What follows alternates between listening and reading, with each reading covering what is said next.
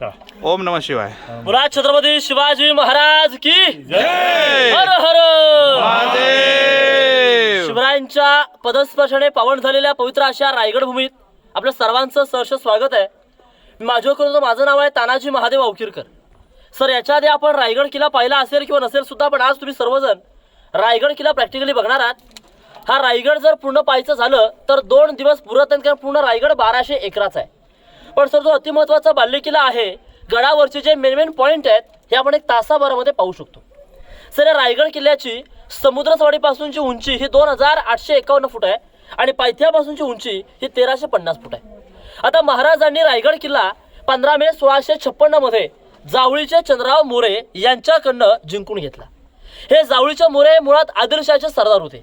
त्या आदिलशाहची चाकरी करत होते आणि त्यांच्या ताब्यामध्ये त्या काळात संपूर्ण जावळीचं खोरं होतं. आता जावळीचं खोरं कुठून, तुम्ही सर्वांनी प्रतापगड पाहिला असेल. पाहिला का प्रतापगड? रायगडाच्या दक्षिणेस म्हणजेच या साईडला प्रतापगड आला आणि त्या प्रतापगडाच्या पायथ्याला एक जावळी म्हणून गाव आहे. सर, त्या जावळीपासून उत्तरेला असलेल्या कोकण दिव्यापर्यंत जो काही भूभाग लागतो, भूभागाला म्हटलं गेलेलं आहे जावळीचं खोरं. आणि हे जावळीचं खोरं त्या काळात एवढं घनदाट जंगल होतं की असं म्हटलं गेलंय की अस्वलीच्या केसामध्ये सोडलेली एखादी ऊस सापडू शकते, पण जावळीच्या खोऱ्यामध्ये सोडलेला बलाढ्य देहाचा उंच असा हत्ती सुद्धा सापडणार नाही, एवढं घनदाट हे जंगल होतं. आणि सारं जंगल होतं जावळीच्या चंद्रराव मोऱ्यांकडे, आणि मोरे म्हणजे आदिलशाहचा सरदार. आता महाराजांना हे जावळीचं खोरं आपल्या स्वराज्यामध्ये आणायचं होतं. मग महाराजांनी काय केलं, सर्वात आधी जावळीच्या मोऱ्यांना प्रेमाने पत्र पाठवलं की जावळीचे मोरे, तुम्ही आमच्या स्वराज्यात सामील व्हा, आपण दोघे मिळून हिंदवी स्वराज्य उभं करू. पण जावळीचा मोरे हा उर्मट होता, उद्धट होता, गर्विष्ठ होता, घमंडी होता. तर त्यावेळी आपल्या महाराजांनाच एक उलट पत्र पाठवलं आणि त्या पत्रामध्ये काय लिहिलंय की तुम्ही कसले राजे, तुम्ही केव्हा राजे झालात, स्वतःला राजे म्हणणारे आपण आहात तरी कोण, कारण जावळी प्रांताचे खरे राजे आम्ही आहोत. तुम्ही याल जावळी तर झालं गोळी, तुम्हाला उद्या यायचं असेल तुम्ही आजच या, तुमच्या स्वागताला आम्ही दारुगोळा तोफखाना हा सज्ज करून ठेवलाय, असं तरी पत्रामध्ये लिहून शिवरायांशी युद्धाचं चॅलेंज केलं. आता मात्र कृतीतून राजा आपले निवडक 145 सरदार निवडले आणि जावळी प्रांतावर आक्रमणासाठी पाठवले. 145 सरदारांनी जावळी प्रांताला त्या काळात 3 महिने वेळा दिला. आणि या वेड्यामध्ये चंद्रराव मोरेचा भाऊ हनुमंतराव मोरे हा प्रतापगडाच्या पायथ्यालाच मारला गेला. त्याचा वध झाला. चंद्रराव मोरे घाबरला, त्याला वाटलं शिवराय या ठिकाणी आपल्याला देखील वध करणार, आपल्यालाही मारणार. त्यामुळे तो 15 मे 1656 महाराजांना शरण आला आणि 15 मे 1656 हा रायगड किल्ला जावळीचं खोरे जे संपूर्ण आहे हे महाराजांच्या ताब्यात आलं. महाराजांनी किल्ला जिंकला. आता ज्यावेळी महाराजांनी किल्ला जिंकला साहेब, त्यावेळी डोंगर होता आणि डोंगराचा नाव तो रायरीचा डोंगर. पण जिंकल्यानंतर या ठिकाणी त्यांनी 14 वर्ष कामं केली. 14 वर्षामध्ये काय काय बांधलं तर 11 तलाव, 84 पाण्याच्या टाक्या आणि 350 इमारती. तुम्ही सर्वजण आता रोपवेने आलात. ही रायगडाची मागची बाजू आहे. रायगडाची समोरची बाजू, जी लोक 2000 पायऱ्या सोडून पायी मार्गाने गडावरती येतात, ती रायगडाची समोरची बाजू आहे. सर, पण खरं सांगायचं झालं तर रायगड बघायचं तर पायीच यावं, कारण जोपर्यंत आपल्या डोक्याचा घाम हा पायापर्यंत जात नाही तोपर्यंत या रायगडाचं महत्त्व कळत नाही. आता आपण सर्वजण ज्या दरवाजाने साहेब किल्ल्यामध्ये प्रवेश केला त्या दरवाजाला म्हटलं होतं मेना दरवाजा. शिवकाळामध्ये शिवरायांच्या राण्या, राजघराण्यातील स्त्रिया या सूर्यास्त आणि सूर्योदय पाहण्यासाठी मेण्यामध्ये बसून तेथून खाली करायच्या, म्हणून त्याला मेणा गेट म्हटलंय. आता त्या गेटला तुम्हाला भिंत पाहायला मिळेल साहेब. या भिंतीला तुम्ही शेवटपर्यंत बघा. लाईन मध्ये 6 दरवाजे आहेत. 6 दरवाजे आतमध्ये हे मोठमोठे 6 महाल, 6 दालनं आहेत आणि या दालनांना म्हटलं गेलेलं आहे राणीच्या महालाचा भाग. साहेब, 6 महाल म्हणजे छत्रपती शिवरायांच्या 6 राण्या या रायगडावरती राहत होत्या. विचार करा, जर महाराजांच्या 6 राण्या रायगडावरती होत्या, मग आपल्या राजांना एकूण राण्या किती तुम्हाला कोणाला माहिती आहे का? तर महाराजांना एकूण 8 राण्या होत्या. आता महाराजांनी 8 राण्या का केल्या तर शिवरायांनी त्या काळात काही नामवंत सरदारांच्या मुलीशी लग्न केलीत, कारण ते लोक आपल्या स्वराज्यामध्ये सामील हो. स्वराज्य वाढव, सैन्यदल वाढव, स्वराज्य विस्तार महाराजांनी 8 राण्या केल्या. इथं तुम्हाला 6 पाहायला मिळतात. मग त्यांच्या उरलेल्या 2 राण्या कुठरायच्या तर महाराजांच्या पहिल्या राणी पटर आणि सईबाई छत्रपती संभाजी महाराजांच्या आई या राजगडावरती राहायच्या. आणि संभाजी महाराज आपले 2 वर्षांचे असताना सईबाईंचं राजगडावरती निधन झालं आणि महाराजांच्या तिसऱ्या आणि पुतळाबाई या पाचरमध्ये राहत होत्या राष्ट्रमाता राजमाता जिजाऊंच्या सेवेसाठी.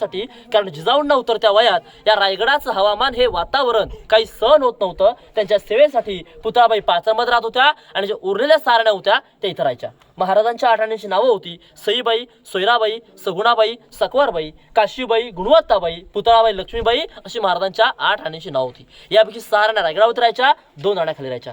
पूर्वीच्या काळात एका राणीसाठी एवढा एक माल होता. असे 6 राण्यांचे आपल्याला लाईनमध्ये 6 माल पाहायला मिळतील. महालांची रचना अशी आहे. हा पहिला छोटा हॉल, दुसरा दुसरा चौथरा बेडरूम, पलीकडे खिडकी होती जी हवा खाण्यासाठी आहे आणि या साईडला होते अटॅच टॉयलेट. आता अटॅच संकल्पना आताची आहे का हो? नाहीये, शिवकाळातली आहे. ते इंग्रज लोक भारतात आले तर भारतातील दगडाचं भांड पाहिलं, तिकडे गेले, मॉडिफाय केलं, आपल्यालाच परत पाठवलं. आपण काय म्हणतोय? वेस्टर्न टॉयलेट, कमोड इंग्रजांनी बनवलंय, पण त्यांनी फक्त कॉपी करण्याचे धंदे केल्या. निर्माण तर 350 वर्षापूर्वी आपल्या महाराजांनी करून ठेवले. आणि हे 350 वर्षापूर्वी दगडी भांड आज देखील बघायला मिळतं, पाहून घेणारच आहोत. पण त्या अगोदर आपण इमारती पाहिल्या की मनात दोन प्रश्न येतात. पहिला प्रश्न असा की पूर्वीच्या काळात या इमारतींच्या वरती काही छप्पर वगैरे होतं की नव्हतं? साहेब, शिवकाळामध्ये इमारतींच्या वरती चौथर आहेत ना, याच्यावरती पूर्णतः सागाचं छत असायचं. सागाचं भाग माहिती सगळ्यांना? त्या सागाचं छत असायचं. त्या छतावर असायची कुंभार द्यायची मातीची गोल आकाराची कौलं, आतमध्ये पूर्णतः पैठणी कापडं, मखमली पडदे, मशालीचा उजेड आणि गोंड्याच्या पूर्ण सजलेले हे भव्य दिव्य महाल. मग कल्पना करा त्या काय महालाचं वैभव असेल कसं. पण सर 10 मे 1818 त्या इंग्रजांच्या 2 अधिकारी कर्नल प्रथर आणि मेजर हॉल या 2 अधिकाऱ्यांनी रायगडाच्या दक्षिणे साहेब डोंगर आहे, पोटल्याचा डोंगर, तेथून या गडावर तोफांचा मारा केला आणि रायगड हा पूर्णपणे उद्ध्वस्त झाला. साहेब, इतिहासाच्या नोंदीप्रमाणे रायगड हा त्यावेळी जवळजवळ 11 दिवस जळत होता. आणि 11 दिवसाच्या जळण्यामध्ये गडावरती जे लाकडाचं छत होतं सगळं जळालं. आता पूर्ण किल्ल्यात तुम्हाला फक्त दगडांचं आणि असं विटांचं अवशेष बघायला मिळतात.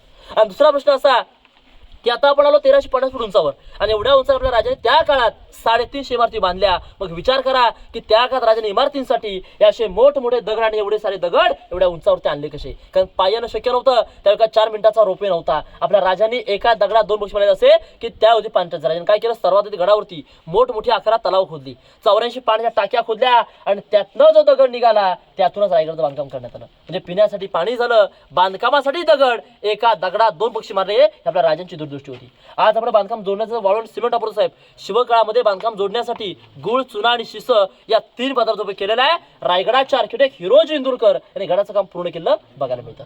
आता तुम्ही सर्वजण त्या साईडला जावा, त्या काळात दगडीचे टॉयलेटचे भांडे एकदा बघून घ्या, मग आपण पुढे जाऊया. ए भाविक आहे, ए शांत. बोला छत्रपती शिवाजी महाराज की जय. सर बघा, आता आपण सर्वांनी राणीमाला पाहिले. या राणीमालाच्या समोर जर तुम्ही पाहिलं तर तुम्हाला लाईन मध्ये बघा समोर काही चौथरे पाहिल्यामध्ये दिसतात ना आपण उभे सगळेजण. साहेब, या चौथऱ्यांना म्हटलं गेलेलं आहे दासीवाटा. दास्या म्हणजे आजच्या काळात नोकर चाकर. शिवरायांच्या राण्यांना ज्या दास्या होत्या इथं राहायच्या. राणीला कोणतंही काम करायचं असेल तर राणी आपल्या दासीला काम करून घे. याला दास्यांची घर दासीवाटा, अर्थात याला सर्वंट क्वार्टर्स म्हणलेले सगळी नोकर चाकरांची घर आहे. या असलेल्या खाली काय पडलेले वाडे बघा. वाडे म्हणजे अष्टप्रधान मंडळांचे वाडे. राजांचे एकूण 8 मंत्री, 8 मिनिस्टर्स होते. इथूनच ते 365 गडांचा कारभार करायचे. जसा आज आपल्या देशाचा कारभार दिल्लीमध्ये मंत्रालयात चालतो, त्या काळात 365 गडांचा कारभार केला. मंदिराचे वाडे सगळे अष्टप्रधान मंडळ बघा. चांगल्या अवस्थेमध्ये ते 4 वाडे आहेत. त्या झाडाच्या दुसऱ्याला 5 झाडाच्या खाली पडलेले आणखी 3 आहेत. असे 8 मंदिर सगळे अष्टप्रधान मंडळ आहेत. या असलेल्या समोर जाळ खड्ड्यात याला म्हटलं गेलं धान्यांचा कोठार किंवा कैद्यांची कोठडी.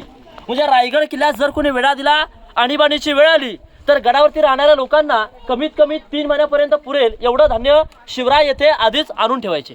परंतु शिवरायांनंतर म्हणजे 1733 नंतर इथे पेशवे आले आणि पेशव्यांनी याचा वापर हा कैद्यांची कोठडी म्हणून केला. म्हणजे जो गुन्हा करेल ना त्याला 7 दिवस इथं डांबून ठेवायचं. त्याने जर त्याचा गुन्हा आठवशी कबूल नाही केला त्याला इथून बाहेर काढायचं, एका पोत्यामध्ये भरायचं आणि त्या पोत्याचं तोंड बांधून गडाचं उत्तरेचं टोक टकमकतो त्या टोकावरनं खालच्या दरीमध्ये फेकून द्यायचं. तात्काळ शिक्षा. याला धान्यांचा कोठार किंवा कैद्यांची कोठार असं म्हटलं जातं. पहिला खड्डा 22 फुटाचा आहे, मधला खड्डा 20 फुटाचा, पुढचा खड्डा हा 15 फुटाचा आहे. आपण कधी कोल्हापूरमध्ये पाना गेला पाहिला कसं आहे? पन्हाळा पाहिला कोल्हापूरमध्ये. आता पाण्याच्या धान्यांच्या कोठार 3 आहेत, गंगा, यमुना आणि सरस्वती. साहेब ते 55 फूट खोलीचे आहेत. तिथलं त्याने एकदा वरनं टाकलं की त्याला बाजूने काढायला आतमध्ये रस्ते, बाजूने फिरता येतात आतमध्ये. पण साहेब याला बाजूने रस्ते नव्हते. इथलं त्याने एकदा वरनं टाकलं की ते वरूनच लाकडी सीट टाकायचं, सीडीने ते बाहेर काढायचं. ज्याला वरूनच मार्ग होता. आता हे धान्य कोठार आहे. आणि याच्या पुढे आपण राजांचं राहतं घराचा वाडा पाहिला. समोर जाऊयात. बोला छत्रपती शिवाजी महाराज की महाराज की हर हर महादेव. सर बघा, आता तुमच्या मागे एक भिंत आहे.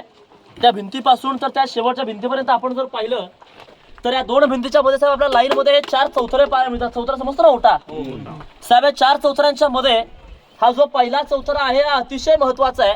कारण हा चौथरा म्हणजे आपल्या राजांचा राहता राजवाडा होता, जो पूर्वीच्या काळात पूर्णतः 2 मजली होता. एक नजरेसमोर आला की त्या काळातला राजांचा 2 मजली वाडा. वाड्याच्या वर सागाचं छत, वर कुंभार नईची कौलं, आतमध्ये पूर्णतः पैठणी कापडं, मखमली पडदे, मशालीचा उजेड आणि गोंड्याच्या पूर्ण सजलेला वाडा. मग विचार करा त्या वाड्याचा वैभव कसा असेल. आणि साहेब या वाड्यामध्ये आपले राजे हे आपल्या आयुष्याची शेवटची 10 वर्ष राहिले 1670 ते 1680 मध्ये.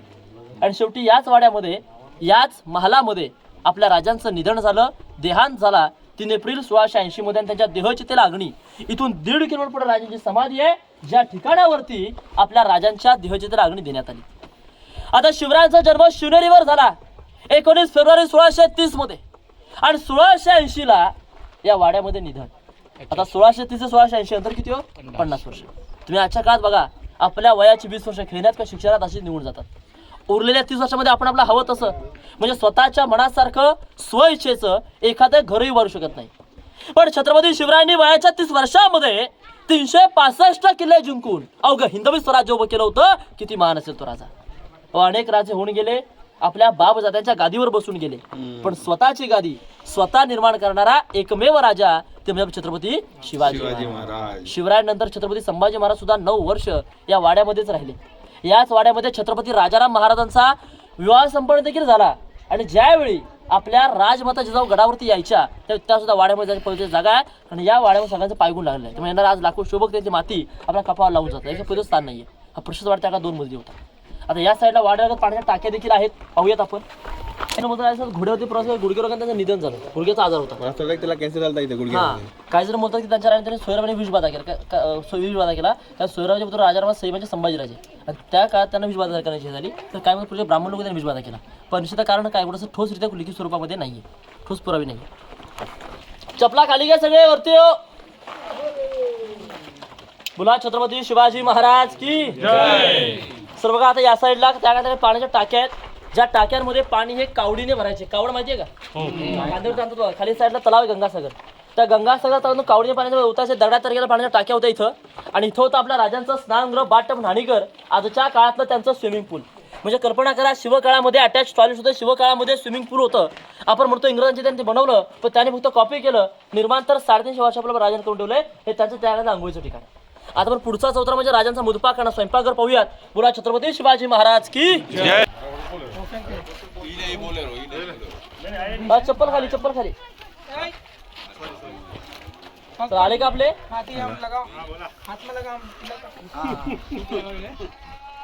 बोला छत्रपती शिवाजी महाराज की जय. साहेब बघा, आता इथं आपण जो पहिला चौथरा पहिला राजांचा वाडा होता, त्यानंतरचा दुसरा चौथरा दिसतो काय मोठा लांब असा. हा दुसरा चौथरा म्हणजे त्या काळातला मुदपाखाना, त्या काळातला राजांचं स्वयंपाकघर. शिवकाळामध्ये राजघराण्याचे लोक स्वयंपाक व्हायचा इथं व्हायचा स्वयंपाकघर आहे. इथं उखळ तुमच्या गावच्या घरात आपण ठेचा होता खरबत वाईन वगैरे म्हणतात त्याला, त्या काळात उखळ आहे. आता छोटे आहे, त्या काळात उखळ जाती वरवंटे मोठमोठे असं म्युझियमला जमा केलेले आहेत. आणि जेव्हा छोटी मोठी उखळ बघायला मिळते त्या छोटंसं उखळ आहे. खिडक्या पण पाहता, खिडक्या म्हणजे सगळे त्याच्या ठेवून पहारा देण्याची जागा. जे पारेकर लोक होते ते पहार द्यायचे, ते पारे करण्यासाठी वॉचिंग टावर्स त्या काळात. आता आपण पुढचा चौथरा म्हणजे सचिवालय पाहू, मग तिथून जे खालचे स्पॉट आहेत ते पाहूया. बोला छत्रपती शिवाजी महाराज की जय हो. खिडक्या बघून घेऊ, खिडक्या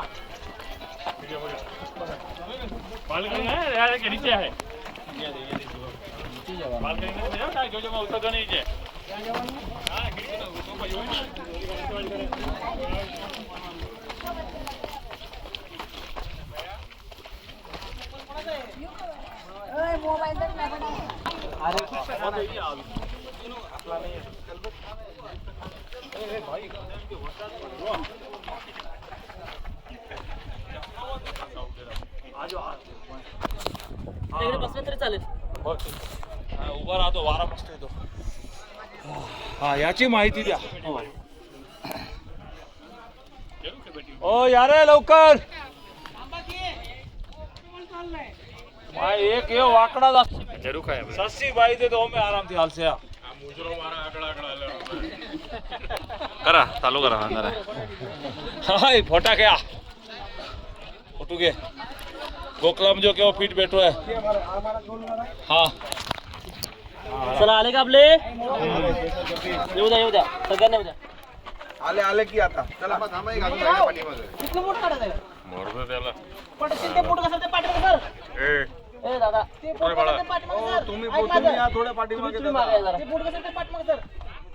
छत्रपती शिवाजी महाराज की जय हर हो. हर महादेव. आता सर्वांनी लक्ष द्या. सर्वांना पलीकडच्या साड्या ती विटांची खोली पाहायला माहिती का तिकडे?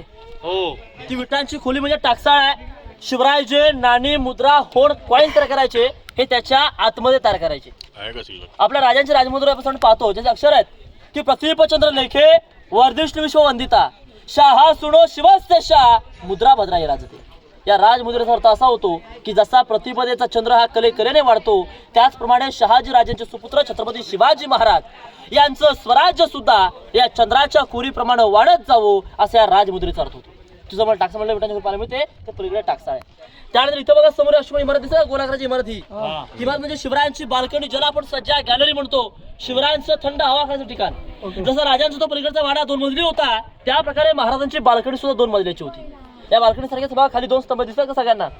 या 2 स्तंभांमध्ये सर त्या साईडचा छोटा स्तंभ आहे त्याला म्हटलं गेलेला विजय स्तंभ. शिवरायांनी कोणताही किल्ला जिंकला की पूर्वीच्या काळ त्याच्या वरच्या मध्ये एक भगवा झेंड्यावर विजय स्तंभ आहे आणि बाजूचे सब तोंडरे 7 मजली होते. हे शिवरायांच्या राण्यांना हवा खाण्यासाठी होते. आता म्हणजे सांगतोय तर नजरेसमोर ना मी म्हटलं की विजय स्तंभ 5 मजली. सर तो वरचा तुटला तो दुसरा त्याच्यावर अजून 3 होते. त्याच्या हाईटची कल्पना करा. त्याच्यापेक्षा उंच बाजूचा हा वरचा तुटला तिसरा याच्यावर अजून 4 होते. याच्या हाईटची कल्पना करा. आणि पूर्वीच्या काळात याच्या 7व्या मजल्यावर मोठी पाण्याची टाकी असायची. त्या पाण्याच्या टाकीमधून तांब्याच्या पाईपलाईन पाणी खाली नेऊन प्रत्येक मनोऱ्याच्या मध्यभागी कारंजे तयार केले होते इलेक्ट्रिसिटी नसताना. हा जो मनोरा आहे आतल्या साईड पूर्णपणे पैठणी कापडानं मखमली पडद्यानं माशालीच्या उजेडानं सजलेला होता आणि त्याला बाहेरच्या छोटे छोटे देवळे आहेत. ह्या देवळांमध्ये दिवे लावले जायचे. 7 मनोऱ्यात 366 दिवे लागायचे. एक नजरेसमोर आणा की ते 5 मनोरे सजले ते 7 मनोरे सजलेत. आतमध्ये कारंजे उडतायत मशाली पेटलेल्या आहेत. बाहेरच्या साडे 366 दिवे लागलेत आणि या साऱ्याचं प्रतिबिंब याच्याच खाली तळा गंगासागराच्या पाण्यामध्ये पडलंय आणि आपण सर्व समोरून पाहतोय. विचार करा नजरेसमोर त्या वैभव असेल ही रायगडाची समोरची बाजू आणि समोर आपण आयताची खोली पाहता. खोलीला म्हटलं गेलं खलबतखाना. म्हणजे शिवरायांना जर काही गुप्तचर्चा करायची असेल तर त्या कोपऱ्यातून खाली गेलं की आतमध्ये 10-12च्या रूमात शिवराय आतमध्ये जाऊन चर्चा करायची. आपल्या राजांचे गुप्तचर होते बहिर्जी नाईक. बहिर्जी म्हणजे बहुरूपी जे कोणती वेशभूषा धारण करून गडावरती आहेत आणि त्याने कुठल्याही गावाला गुपित बातम्या आल्या असली की राजभरात पोहोचवायची याला खलबतखाना असं म्हटलं गेलं आहे. आपण म्हणतो की भिंतीला एक कान असतात त्यामुळे जमिनीच्या खाली चर्चा करायचा खलबतखाना मालूम येतो. हे गुप्त चर्चेचं ठिकाण आहे. आणि आता तुम्ही सर्वजणच्या मोठ्या चौथऱ्या उभ्या चौथऱ्याला म्हटलं गेलं सचिवालय. शिवरायांची त्यांच्या मंत्रिमंडळासोबत काय सभा मिटिंग असली की या ठिकाणी व्हायची. आपण पाहतो दिल्लीच्या लाल किल्ल्यावरती दिवाणे आम्ही दिवाणे खास आहे. शिवरायांची काही खास लोक होती मंत्रिमंडळ त्याच्या सोबत काय सभा असली की पलीकडे बघा तिकडे छोटा चौधरी दिसतो का तिकडे त्याच्यावरती व्हायची. त्याला म्हणजे दिवाणे खास दप्तरखाना आणि आम जनतेसोबत सभा असली की तो आम दरबार म्हणजे राज दरबार बघायला याच्या पलीकडे आपण जाणार आहोत. आणि अजून खिडक्या म्हणजे सगळे तागाचे टहलून पहाराची जागा जे पारेकर लोक होते ना इथं वरून पहारा द्यायचे. याच्यावर एक तलाव आहे ज्या तलावाचं नाव आहे तीर्थ गंगासागर तलाव. शिवरायांचा राज्याभिषेक सोहळा रायगडावरती पार पडला 6 जून 1674ला. राज्याभिषेकाला काशीवरून गागाभट्ट आले होते. गागाभट्टांनी काशीवरून येताना 7 नद्यांचं 7 समुद्रांचं पाणी आणलं होतं. राज्याभिषेकानंतर जे राहिलेलं पाणी होतं या तलावामध्ये ओतण्यात आलं. नद्या म्हणजे गंगा आणि समुद्र म्हणजे सागर हे नाव मिळून या तलावाला गंगासागर तलाव असं नाव देण्यात आलंय. आणि याच्याच वरती एका कवीने छोटी कविता रचली आहे की गंगा यमुना आणि नर्मदा यांच्या आल्या साऱ्या बहिणी आणले सप्तनद्यांचे पाणी जल हे झाले तीर्थांची घर नाव तयाचे गंगासागर नाव तयाचे गंगासागर. हा गंगासागर तलाव आहे आणि या तलावाला 12 महिने पाणी असतं. हा तलाव एकदा समोर जाऊन बघून घ्या. मग इथून पुढे आपण राजांच्या दरबाराकडे जाऊयात. बोला छत्रपती शिवाजी महाराज की हर हर महादेव. हेलो ना एसी जी ठंडी हवा आहे वरती.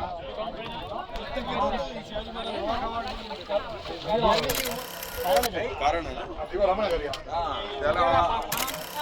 जय महादेव. तर बघा आता आपण सर्वजण किल्ले रायगडाच्या अतिशय महत्वाच्या जागेत आलोय.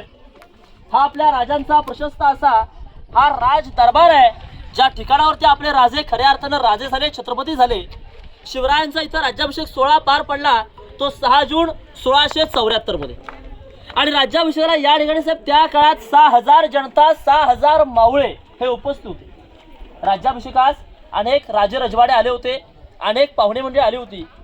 आणि या येणाऱ्या सगळ्या पाहुण्यांच्या स्वागताला आपल्या महाराजांनी या गेटच्या बाहेर त्या काळी 2 मोठमोठे बलाटे आवाडवे हत्ती आणि 2 घोडे हे सजवून ठेवले होते. राज्याभिषेकाला इंग्रजांचा वकील आला होता ज्याचं नाव होतं हेनरी ऑक्झेंटन. हा हेनरी पायी आले सर गडावरती आणि त्याला यायला त्या काळात 6 ते 7 तास लागले होते. खूप थकला होता दमला होता. तो वरती आला त्याला पाहिलं त्याला गेटच्या बाहेर हे 2 मोठमोठे हत्ती पाहायला मिळाले. त्याला ते हत्ती पाहिलं चंबीत झाला. मनामध्ये प्रश्न आला मी 2 पायांचा माणूस हा रायगड चढताना माझी एवढी दमछाक झाली मी एवढा थकलो मग राजांनी या रायगडावरती एवढे मोठमोठे आणि बलाटे हत्ती एवढ्या उंचावर आणले कसे. त्याचा प्रश्न त्याचा दुभाषिक होता ट्रान्सलेटर नारायण शर्मी यांना विचारला. ते नारायण शर्मी म्हणतायत की आमच्यापेक्षा हुशार तर आपणच आहात. या प्रश्नाचं उत्तर हे तुमचं तुम्ही शोधून काढा. आता तो इंग्रजी बोलणारा माणूस आपली मराठी माणसं, त्याला त्याचं उत्तर साहेब त्यावेळी देणार कोण?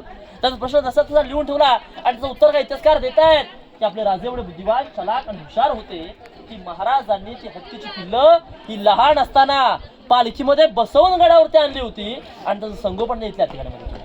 म्हणजे विचार करा, एका हत्तीची वाढ 3 वर्षामध्ये परिपूर्ण होते. रायगड उभा करायला 14 वर्ष लागली. हत्तींची लहान पिलं आणायची आणि ती मोठी झाली तर वापर करायचा, उपयोग करायचा. आपल्या राजांची दूरदृष्टी. त्या इंग्रजाला काय कळणार, महाराजांनी हत्ती आणली. आपण मूर्ती छत्र पाहताय का सर? या छत्राला म्हटलं गेलेलं मेघ नंबरी, आणि मेघ नंबरी भारताचे 7वे राष्ट्रपती ज्ञानी झैलसिंग यांनी 85 मध्ये बसवली. आणि आपण त्याची मूर्ती पाहताय ती 6 जून 2009 मध्ये शिवरायांचे 13वे वंशज कोल्हापूरचे युवराज छत्रपती संभाजीराजे भोसले आणि आतील मूर्ती 6 जून 2009 मध्ये बसवली. शिवकाळामध्ये त्या ठिकाणी 32 मण सुवर्ण सोन्याचं सिंहासन होतं. अहो, एक मण म्हणजे 40 किलो, 1280 किलोचं रत्नजडित सुवर्ण सोन्याचं सिंहासन. पण 1689 मध्ये औरंगजेबाचा सरदार इतिगत खान, ज्याला जुल्फिकार खान म्हटलं जातं, त्याने ते घणाचे घाव घालून वितळवून पूर्णता लुटून तो घेऊन गेला. आता महाराजांच्या राज्याभिषेकाचं वर्णन त्या हेनरी ऑक्झंडनने लिहून ठेवलं होतं. त्याने काय लिहिलं होतं की राज्याभिषेकाचा हा जो दरबार आहे, हा दरबार पूर्णपणे बंदिस्त दरबार होता. याच्यावरती पूर्णतः सागाचं छत होतं, वर कुंभारनळीची कौलं होती, आतमध्ये पूर्णतः पैठणी कापडं, मखमली पडदे, मशालीचा उजेड आणि गोंड्याच्या पूर्ण सजलेला राजांचा भव्य दिव्य दरबार. आणि अशा सजलेल्या दरबारामध्ये त्या मशालींच्या उजेडामध्ये या ठिकाणी 6000 मावळे आपल्या डोक्यांवरती भगवे फेटे घालून, आपल्या कमरेला शेला गुंडाळून, गळ्यांमध्ये कवड्याच्या माळा घालून, आपल्या पिदार विषांवरती ताव दे महाराजांच्या येण्याची वाट पाहत होते. एक नजरेसमोर ना त्या तेवत्या मशालीच्या उजेडामध्ये या ठिकाणी 6000 मावळे आपल्या डोक्यांवरती भगवे फेटे घालून अखेर कसे दिसत असतील. तो दिवस उजळलाय. राजे शनिवारी पहाटे 4 वाजता उठले, स्नान केलं, वस्त्र परिधान करून राजे सर्वात आधी जगदीश्वराच्या दर्शनास गेले. जगदीश्वराचं दर्शन घेतलं. आई भवानी मातेला नतमस्तक होऊन, गड देवता शिरकाई देवीला साकडं घालून, आपल्या राजमाता जिजाऊंना वंदन करून आपले राजे पहाटेच्या प्रहरी या नगारखान्यातून आतमध्ये आले. अहो, राजेतून आतमध्ये येताच तिथे जमलेल्या या 6000 मावळ्यांनी एकदम उठून आपल्या डोक्यांवरचे भगवे फेटे काढत आपल्या राजांना त्याने त्रिवार मानाचा मुजरा केला, फुलांचा वर्षाव केला, सुवासिनीने ओवाळण्या केल्या, राजांची दृष्ट काढण्यात आली. राजांची एक नजर आपल्या भरलेल्या त्या 32 मणाच्या सुवर्णाच्या सिंहासनाकडे, तर एक नजर इथे जमलेल्या या 6000 रयतेकडे, या 6000 मावळ्यांकडे. अहो, राजाने या 6000 रयतेकडे पाहिलं आणि राजांचं अंतःकरण भरलं, पाय थरथरू लागले, डोळ्यात रोषणी येऊ लागले. आता राजे होणार होते. राजांना रडायचं नसतं, मग राजांच्या डोळ्यात असवं का? राजांचं पाय थरथरण्याचं कारण काय? कारण होतं की ज्या वीरांच्या जीवावर त्याने हिंदवी स्वराज्य उभं केलं, तो जीवाभावाचा एकही मावळा, एकही सरदार आज आनंदाच्या सोहळ्याला त्यांना पाहायला सुद्धा मिळत नव्हता. त्यांना या ठिकाणी काय पाहायला मिळत होतं, तर त्या सरदारांच्या इथं बसलेल्या त्या विधवा बायका, त्यांची ती लहान लहान लेकरं, हे सारं पाहिलं आणि राजांचं अंतःकरण होऊन आलं. महाराज भरलेल्या हृदयानं, लटलटत्या पावलानं सिंहासनाच्या पायात चढू लागलेले आहेत आणि त्या सिंहासनाच्या पायात जाऊसा म्हणतात की, आऊ साहेब, या हिंदवी स्वराज्याच्या पायात जातात, आम्हाला आमचे मावळे आठवतात. आम्ही ज्या वीरांच्या जीवावर हिंदवी स्वराज्य निर्माण केलं, स्थापन केलं, उभं केलं, तो जीवाभावाचा एकही मावळा, एकही सरदार आज आनंदाच्या सोहळ्याला आम्हाला पाहायला सुद्धा मिळत नाही. आऊसाहेब, आम्ही हिंदवी स्वराज्याची पहिली पायरी चढतोय. अहो राज, लाख मेले तरी चालतील, पण त्या लाखाचा पोशिंदा जगलाच पाहिजे असे म्हणणारे बाजीप्रभू देशपांडे. दुसरी पायरी चढतोय, निसरीच्या खिंडीत नुकताच मारला गेलेला आमचा प्रतापराव गुजर. आणि आऊसाहेब, आम्ही हिंदवी स्वराज्याची 3री पायरी चढतोय. अहो राज, आधी लगीन कोंढाण्याचं, मग माझ्या राईबाचं असं म्हणणारे नरवीर तानाजी मालुसरे. अशा हजारो वीरांची नाव घेत राजे लटकटच्या पायानं सिंहासनावर झाले. राजांच्या हातात विष्णूची मूर्ती, विष्णू जगाचा पालक. गागाभटाने आलेल्या 7 नद्यांच्या, 7 समुद्राच्या पाण्याने जलाभिषेक झाला. 1000 मोहरा उधळल्या गेल्या, सनई तुतारे चौघडे वाजू लागले आणि तुझ्या गुरुसभा नकारी दिली की, महाराज, प्रौढ प्रताप पुरंदर, क्षत्रिय खरवतांस, सिंहासनाधीश्वर, महाराजाधिराज, योगीराज, श्रीमंत श्री छत्रपती श्री शिवाजी महाराज की जय. हर हर महादेव. अरे, शिवरायांचा राज्याभिषेक पार पडला 6 जून 1674 ला. सर, आपण जे उंचावरचा इमारतीला म्हटलं गेलं नगारखाना, पुढे नियम होता की संध्याकाळी 5:30 वाजल्याच्यावरती नगरे वाजले किल्ल्याचा मुख्य गेट म्हणजेच महादरवाजा बंद व्हायचा. आणि एकदा का गडाचा दरवाजा बंद झाला की राजांचा नियम होता, वरती ती हवा, खाली ते पाणी. स्वतः राजे जरी आले तरी त्यांना आत पाणी होते, नगारखाना असं म्हटलं गेलं. सर, आता नगारखान्याचं सिंहासन अंतर 200 फुटांशी जास्त आहे. शिवगात नाईट नव्हते, स्पीकर नव्हते, माईक नव्हते. मग कल्पना करा, की त्या काळात राजांचा तिथला आवाज इथे जमलेल्या 6,000 लोकांना पोहोचत कसा असेल तसा त्या काळात बसू शकते का बसले टोटल राज्याभिषेकाला 6,000 लोक उपस्थित होते. या हॉलमध्ये होते की बाहेर होते राज्याभिषेकाला पूर्ण बाहेर पण असणार, अर्धी बाहेर पण असतात. तर बघा तर विचार करा की इथे समजा 6,000 लोक असतील तर राजांचा तिथला आवाज इथे जमलेल्या सगळ्या लोकांना पोहोचणार कसा, तर त्या काळात होती इकोसिस्टीम कशी होती सर की आपले राजे जर हॉल जर बोलायचा तिथला आवाज पूर्ण दरबारामध्ये क्लिअरली पोहोचायचा आणि दरबार बसून कुठे कुजबुजली तर त्या व्यक्तीला सुद्धा राजांचा इकोसिस्टीम सुद्धा पाहता येते, पण दरबारमध्ये शांतता असायची. आता सध्या दरबारमध्ये कामकाज चालू आहे, इथे गर्दी सुद्धा आहे, पण आता पाहता येत नाही. तुम्ही किती ऑफ सीझनला जर आलात दरबार शांत असेल, आपण इथून कागद जरी पाहिला नसेल तर कागदाचा आवाज इथला आवाज सुद्धा हा सिंहासनामध्ये क्लिअर जातो, पण शांतता असेल.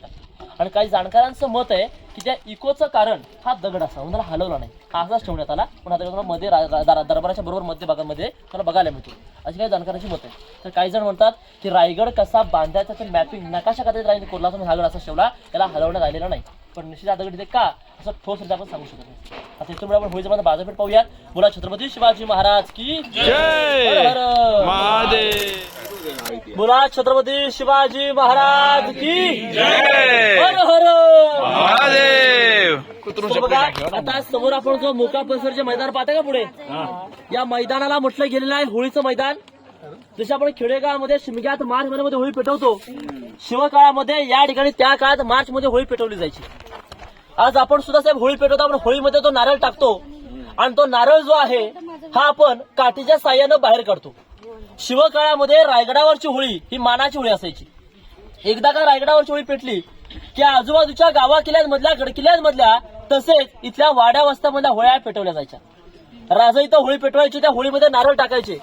जो कोणी बादरच्या पिडकीवरून तो नारळ आपल्या हातानं बाहेर काढेल त्याला शिवराय 1.25 किलो सोन्याचं कडन मानाचा घोडा हा बक्षीस रूपात द्यायचे. आणि त्या पिडक्या होळीमधला नारळ शिवपुत्र छत्रपती संभाजी महाराज आपल्या वयाच्या 9व्या वर्षापासून तो नारळ हाताने बाहेर काढायचे.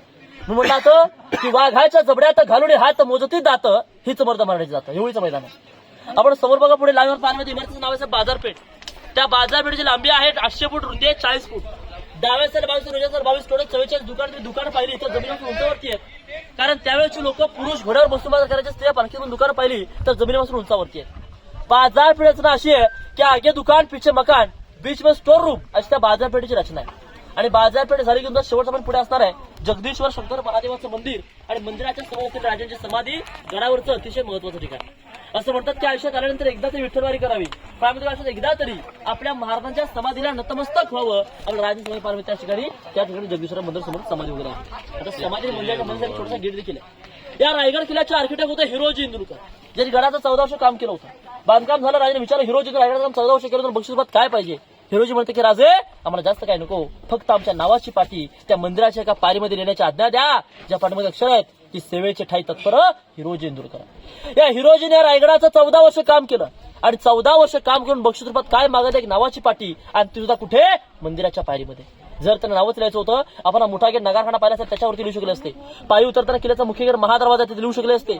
एका मंदिराच्या पायरीमध्ये का जेव्हा राजा त्यांना विचारतात त्यात हिरोजी म्हणतात की राजे तुम्ही जेव्हा जेव्हा या जगदीश्वराच्या दर्शनास याल ना तेव्हा तेव्हा तुमच्या चरणाचा स्पर्श माझ्या नतमस्तकी झाला पाहिजे, म्हणून नावाच्या पाठी पायरीमध्ये लिहितात. हिरोजींना त्याच्या बांधकामाचा गर्व झाला नाही, कारण त्यावेळची माणसं ही राजांसारखी माणसं होती, माणसांसारखे राजे, पण हिंदवी स्वराज्य निर्माण झालं उभं राहिलं. मी काही म्हणतोय ही घासल्या विना धारणे तलवारीच्या पातीला, अहो घासल्या विना धारण इथे तलवारीच्या पातीला, आणि शिवाय अर्थ नाही या महाराष्ट्राच्या काळ्या मातीला. या गणात कमी झाले होते कविभूषण राजांवरती 350 काव्य झाली. एक काव्य असं होतं काशियों की कला जाती, काशियों की कला जाती मथुरा में मस्जिद बसती, अगर न होते शिवराय तो सुन्नत सबकी होती. आणि शेवटचे 2 शेर पहिला शेर असा आहे की अंधार फार झाला, अंधार फार झाला पाहता दिवा पाहिजे, आणि देशाला पुन्हा एकदा राजमाता जिजाऊंचा शिवबा पाहिजे, जिजाऊंचा शिवबा पाहिजे. आणि शेवटचा शेर असा आहे की राजमाता जिजाऊ जन्माला आल्या, अहो राजमाता जिजाऊ जन्माला आल्या म्हणून अंगणामध्ये दिसते तुळस, आणि छत्रपती शिवराय जन्माला आले म्हणून राहिले मंदिरांवरचे उंच उंच कळस, म्हणून राहिले मंदिरांवरचे उंच उंच कळस. हे संपली आहे. जय जय महाराष्ट्र. बोला छत्रपती शिवाजी महाराज की जय. हर हर. आता तुम्ही सर्वजण या राजमार्गाने जगदीश्वर दर्शनाला जावा, ते दर्शन वगैरे घ्या, आणि आल्यानंतर तिथे समाधी स्थळ आहे महाराजांची समाधी जगदीश्वर मंदिर तिथे आहे, पण पायरी एकही नाहीये. एवढं आल्यासारखं जाऊ नये. समोर स्टॉल वगैरे सुद्धा लिंबू पाणी वगैरे समोर मिळेल. दर्शन वगैरे घ्या. आल्यानंतर ह्या मार्गाने रोपेला, हा रोपेला जरा शॉर्टकट आहे, तिथे 5 ते 7 मिनिटात तुम्ही रोपेला येऊ शकता. दादा तुमचं एकदा नाव सांगून द्या. माझं नाव तानाजी महादेव वावखेकर, आम्हाला मजा आली. हिरकणीवाडी. तुम्ही जिथे गाडी पार्क केली तोच घाट. मजा आली आम्हाला. धन्यवाद आपला. तर मग